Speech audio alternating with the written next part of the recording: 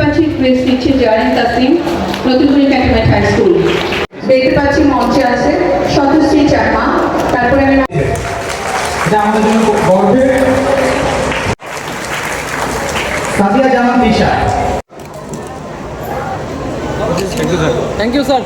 যারা সবাই উপস্থিত, তার মধ্যে অধ্যক্ষ মহোদয়, আমি গভর্নিং বডির মিটিং করেছি এবং সেই মিটিংয়ে আমার কি কি করার ইচ্ছা আছে সেগুলি আমি বলে দিয়েছি এবং অলরেডি 2টি স্কুলেই কার্যক্রম শুরু হয়ে গেছে এবং যেসব জায়গায় একটু গ্যাপ ছিল সেই গ্যাপগুলি পূরণ করার চেষ্টা করছি।